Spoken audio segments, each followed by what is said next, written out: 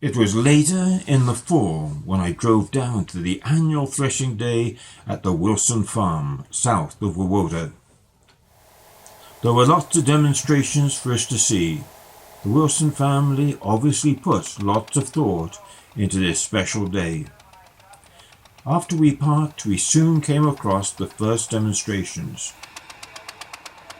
Many of the displays were run by an assortment of stationary engines, common on the farms in the early part of the 1900s. It was a great education for many of the crowd, especially for Ellie, who joined me on this sunny Saturday. The old grain cleaners, a common tool on most prairie farms, going back to the earliest years of the settlers. They served an important purpose, used for separating out the weed seeds from the grain before it was crushed for milling, and also for taking out the weed seeds from the grain samples for seeding.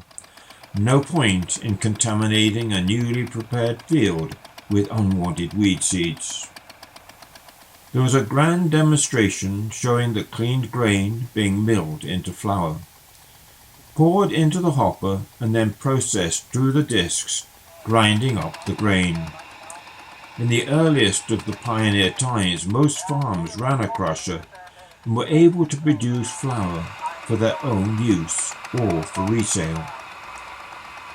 Apart from grinding grain for flour, they were commonly used for grinding the feed grain for livestock use. On this Saturday, a more modern flour mill was also used to finish the flour for baking. Some of the flour was sold during the morning, while some of the remains were used for making buns. Out in the field, the demonstration of formal international tractors was readying for the crowd. All shapes and sizes came along, possibly most models that were used on the farms in those days and in this area. Even an articulated McCormick four-wheel drive was part of the parade, not a real common tractor in those days. Mostly these tractors were fully restored. There were also 2 tracked tractors in the lineup too. The harvesting demonstrations featured both the threshing machine and also the more conventional method of harvesting as we know it today, but with some of the earliest of combines. The crop had been swathed ready for these propelled machines to demonstrate their abilities.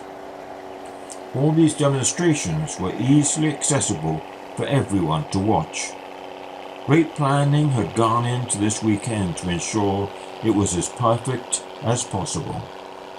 A Massey Ferguson Super 92, one of the earliest on the field, a vintage self-propelled combine first produced in the late 1950s and into the early 1960s.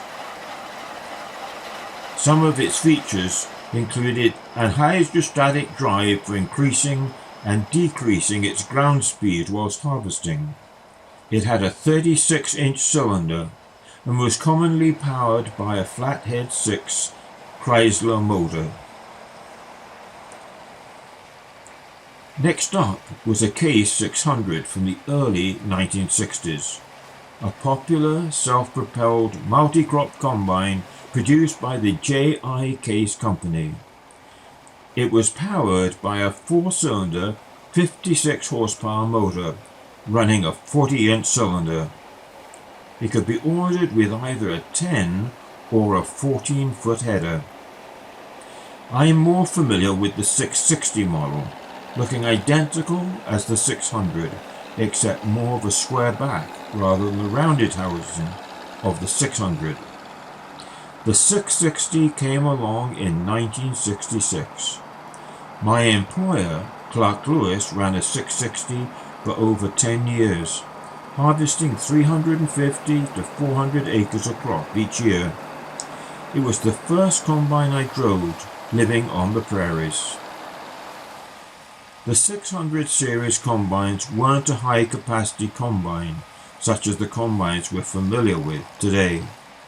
Long days and many weeks were needed to find that last acre of crop. Running in the field at the same time as the 600 was a completely different capacity combine, the Massey Ferguson 750. An open station Massey Ferguson 300 was struggling a bit with the swath. Produced from 1962 and into the late 1970s, it also used a Chrysler 6 motor.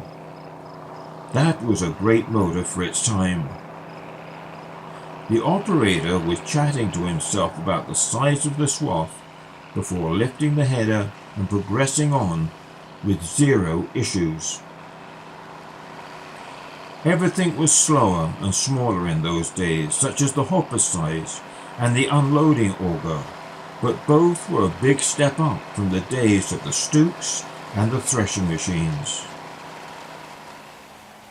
In another field, a motorized McCormick 64 pull-type combine was being demonstrated, managing well in a pretty heavy crop. These were produced from the late 1940s and into the 1950s.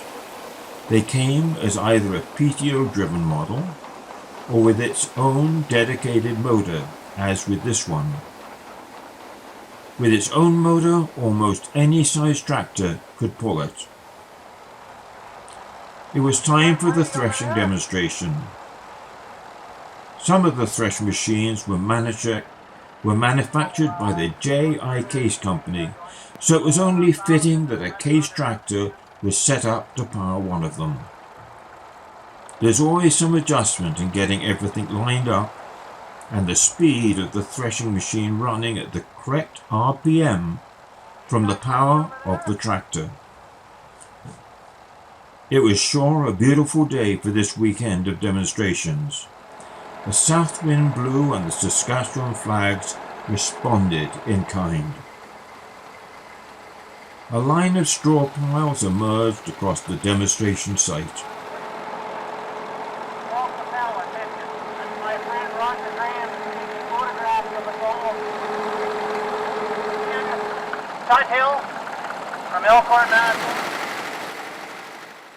Not far from the demonstration field, there was a small house dedicated to the story of the family history.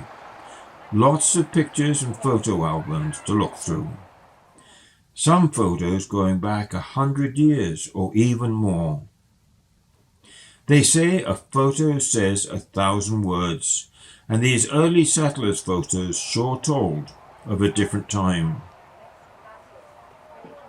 There was lots of other memorabilia from the family around the walls of the house.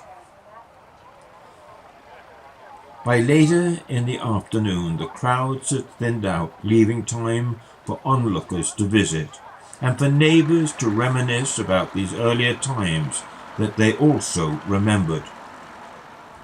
For anyone interested, there was a lineup of old cars and trucks and a long line of tractors, all on display, and all well turned out and looking their part for the day. To the west of the yard there was a demonstration of a disc plough and a 4-bottom moldboard plough. The stubble was working up well, and the binder sitting after its efforts in making up all the stooks that were needed for the day of demonstrations. It was a great afternoon of displays and demonstrations, all of special interest to me. Seeing the old equipment both preserved and working made the trip all the worthwhile. A special thanks to the Wilson family for hosting such a great day.